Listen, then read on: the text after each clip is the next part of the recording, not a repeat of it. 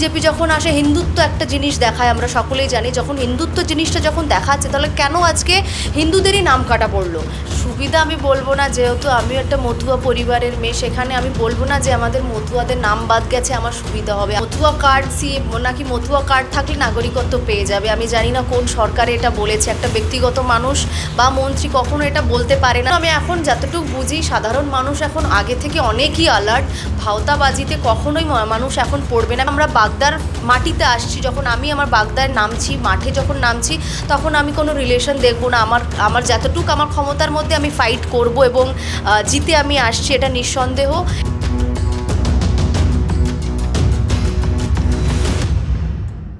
আপনারা দেখছেন দৃষ্টিভঙ্গি। আমি এই মুহূর্তে আছি বাগদাতে, সীমান্তবর্তী বিধানসভা কেন্দ্র। এই বিধানসভা কেন্দ্রের তৃণমূল কংগ্রেস প্রার্থী মধুপর্ণা ঠাকুরের সঙ্গে আজকে আমরা কথা বলবো।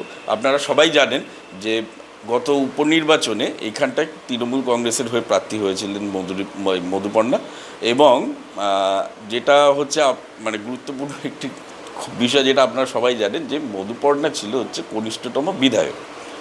তো মধুপর্ণা এবারও এখানকার প্রার্থী হয়েছেন তৃণমূল কংগ্রেসের হয়ে। তো এখন আমরা তার সঙ্গে কথা বলছি। আবার তো একটি নির্বাচন, কেমন লাগছে? হ্যাঁ, এক্সাইটেড, যেহেতু 1.5 বছরের বিধায়ক আমি আগে থেকেই ছিলাম, এবং 1.5 বছরে আমি চেষ্টা করেছি প্রত্যেকটি মানুষের মায়েদের পাশে দাঁড়বার জন্য। এখন সাধারণ মানুষ, যেহেতু এটা টাফ লড়াই, তো কখনো সহজ হয় না, আমরা সবাই জানি। এখন সেইভাবে আমরা চেষ্টা করছি যেভাবে যেন। না, এবার অনেকটাই আপনি তাহলে অভিজ্ঞ বলা যেতে পারে। প্রথমবার যেমনি সবাই বলছিল যে একদম নতুন, এবং এই শব্দটাই ব্যবহার করতে, একটি বাচ্চা মেয়ে, আমাদের ঘরের মেয়ে এসছে, এবার আপনি তাহলে অভিজ্ঞ।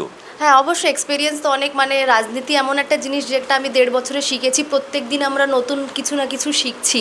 মানে আমি ধরো 30 বছর যদি আমার এক্সপিরিয়েন্স হয়ে যায়, তাও কিন্তু আমাদের নতুন করে কিছু শিখতে হয়, প্রত্যেক দিন আমাদের শিখতে হয়। তো সেখানে দাঁড়িয়ে এক্সপিরিয়েন্সটা খুব ভালো, মায়েদের, বাগদা বাসিন্দাদের ভালোবাসা পাচ্ছি, এটাই বড় আমার জন্য। এবার যেটা গত নির্বাচনটা একরকম ছিল, এবারের নির্বাচনটা আরেক রকম। কেন কি, আপনি পুরো টার্ম না হলেও, যেহেতু উপনির্বাচনে আপনি জয়ী হয়েছিলেন, তো আপনি কিছুটা কাজ করার সুযোগ পেয়েছেন। তো মানুষজন এবার সেই নিরিখে কিন্তু একবার একটা বিচার করবে। তো সেটা আপনি মনে হচ্ছে কতটা সফল হয়েছেন? সফল হয়েছি আমি বলতে পারবো। সেটা আপনি যেটা বললেন, আমি খুব কম সময় পেয়েছি। 1.5 বছর একটা বিধায়কের জন্য 1.5 বছর খুবই কম হয়। তা সত্ত্বেও আপনারা জানেন যে বাগদা বিধানসভা হচ্ছে নদীকেন্দ্রিক এরিয়া, যেখানে আমি 6টা ব্রিজ স্যাংশন করেছি ইতিমধ্যে এত কম সময়ের মধ্যে, যেখানে 3টে ব্রিজ এখন কাজ এখনও চলছে, এবং আরও 3টে বড় প্রজেক্ট, যেই 3টে সেটা হচ্ছে আফটার ইলেকশন কাজ শুরু হয়ে যাবে। এবং নিজের আমার যে বিধায়ক কোটা যেটা থাকে, সেখান থেকেও সেই ফান্ডটাও আমি যতদূর হোক আমি ফুল ইউজ করেছি, মানুষের পাশে দাঁড়িয়ে, যেটা ডিমান্ড সাধারণ মানুষের, সেটা আমি পূর্ণ করতে পারিনি, যেহেতু কম সময় আছে। আগামী দিনে আমি সেগুলো পূর্ণ করব। গত নির্বাচনগুলোর তুলনায় এবারের নির্বাচনটা একটু বিভিন্ন কারণে আলাদা। যে নির্বাচন কমিশন যে ধরনের মানে বিষয়গুলো করছে, এবং আপনার এই বিধানসভা কেন্দ্রটি যেহেতু একদম সীমান্তবর্তী একটি বিধানসভা কেন্দ্র, ফলে এই যে এসআইআর বা অন্যান্য যে বিষয়গুলো নিয়ে কথা হচ্ছে, যে বিরোধী দলগুলো বলতে গেলে মোটামুটি বিজেপি যেটা আর কি প্রচার করছে, যে ঘুষবেটিয়া মানে অনুপ্রবেশকারী বা এই ধরনের বিষয়গুলো, তো এইখানটায় কতটা প্রভাব ফেলবে এই বিষয়গুলো আপনার মনে হচ্ছে? এসআইআর নিয়ে শুধু একটা কথাই বলবো, যখন আমরা প্রত্যেকেই জানি যে বড় বড় নেতারা, বিজেপির নেতারা একটা কথা বলেছিল, এসআইআর শুধুমাত্র হচ্ছে রোহিঙ্গা মুসলিমদের ধরার জন্য। যখন লিস্ট বেরিয়েছে, আমরা জানি, আমি বাগদা বিধানসভারই কথা বলবো, যখন লিস্টটা বেরিয়েছে, আমার বিধানসভায় প্রথম লিস্টে 15,303টা নাম কাটা পড়ে। সেখানে বিজেপি কিন্তু প্রথম থেকে স্টেটমেন্ট দিয়েছিল কোনো মতুয়াদের নাম বাদ যাবে না, কোনো হিন্দুদের নাম বাদ যাবে না। কিন্তু ওই লিস্টটায় যখন আমার বাগদা বিধানসভায় নামটা দেখেছি, প্রায় 10,000-এর ওপরেই বেশিরভাগই মতুয়াদের নাম। এই যে প্রত্যেকটা মানুষ হেনস্থা হয়েছে। আমরা প্রত্যেকেই, বিজেপি যখন আসে হিন্দুত্ব একটা জিনিস দেখায়, আমরা সকলেই জানি। যখন হিন্দুত্ব জিনিসটা যখন দেখাচ্ছে, তাহলে কেন আজকে হিন্দুদেরই নাম কাটা পড়লো? মানে 90% নাম আমাদের হিন্দুদের কেন নাম কাটা পড়লো, সেখানে প্রশ্ন থেকে যায় বিজেপির কাছে। এবং এসআইআর নিয়ে এমন বাজে ব্যাপার হয়েছে যে ডকুমেন্টস আছে, পুরো বৈধ ডকুমেন্টস থাকার পরেও কিন্তু ডকুমেন্টস নাম কাটা পড়েছে। 2002 সালে লিস্টে নাম আছে, তা সত্ত্বেও কিন্তু নাম কাটা পড়েছে। মা বাবার ভোট টিকে গেছে, কিন্তু ছেলের নাম কাটা পড়েছে। এই যে প্রত্যেকটা মুহূর্তে জানি না কোন স্ট্র্যাটেজি নিয়ে এসআইআর করেছে, আমি বুঝতে পারবো না। ডকুমেন্টস ভিত্তিক তো কখনোই হয়নি মনে হচ্ছে আমার।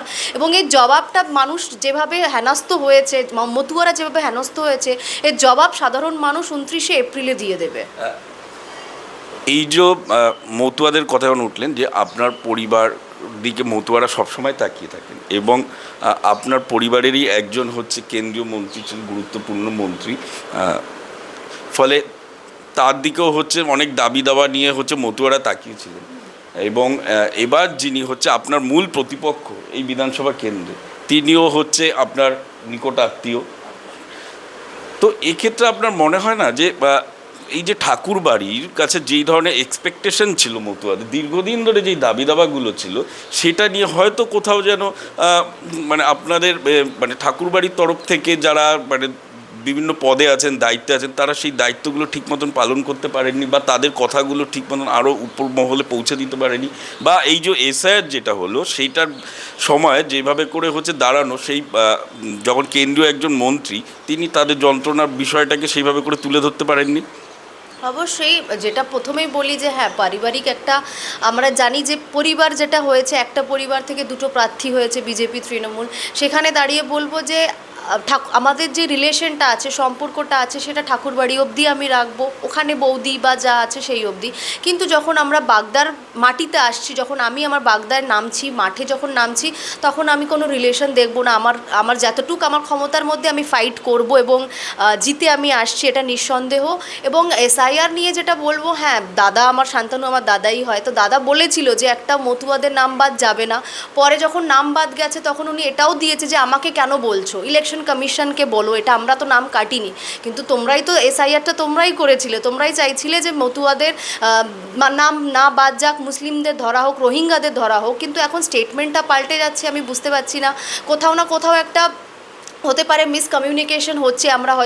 উনি হয়তো দলকে বুঝাতে পারছে না মতুয়াদের ব্যাপার, আমি ঠিক বুঝতে পারছি না। এইটা যেমন আমরা দেখেছিলাম যে মানে আপনার মা, মানে যিনি মাননীয় সাংসদ মমতা বালা ঠাকুর, অনশনে বসেছিলেন।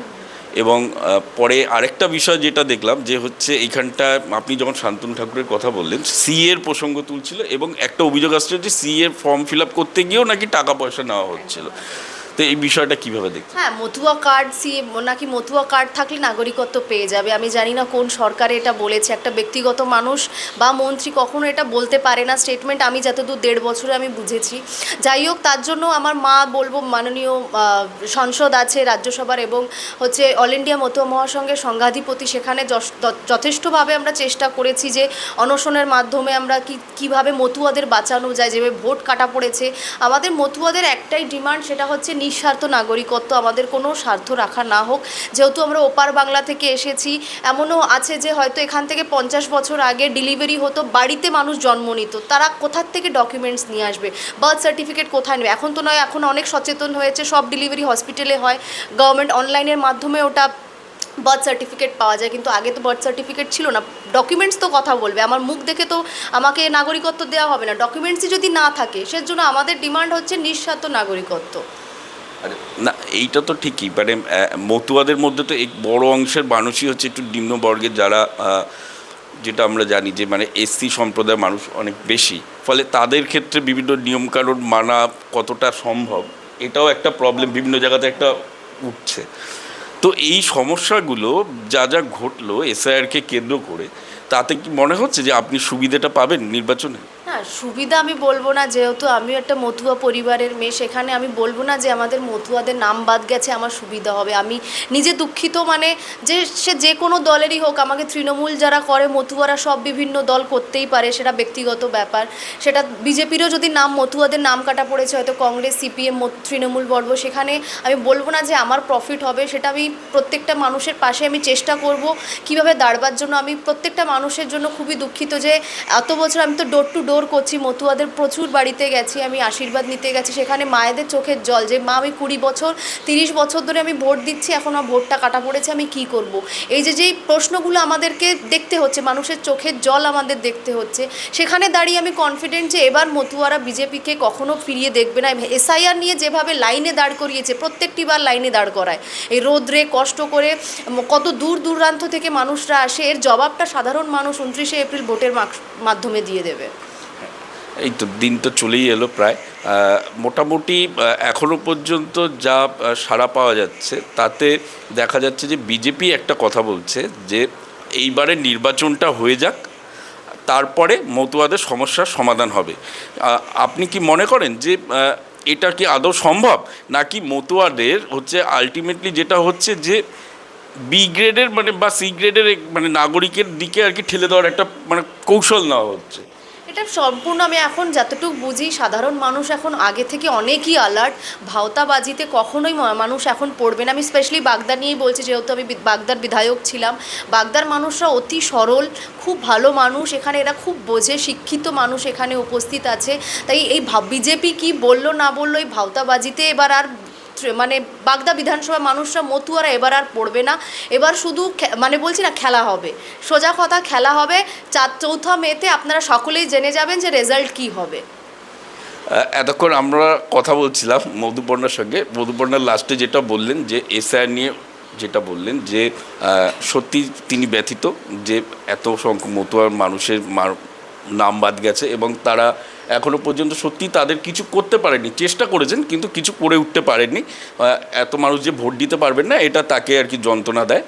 এবং সবশেষে যেটা বললেন যে মানুষ প্রচণ্ড ক্ষুব্ধ বিজেপির উপর, সেই জন্য হচ্ছে বলছে যে এবার ভোটের মানে কেন্দ্রে খেলা হবে। কতটা কি খেলা হবে সেটা আমরা দেখব, আমরা সবাই অপেক্ষায় রইলাম আগামী 4 তারিখে কী রেজাল্ট আসে সেদিকে। আজকে এই পর্যন্তই, নমস্কার।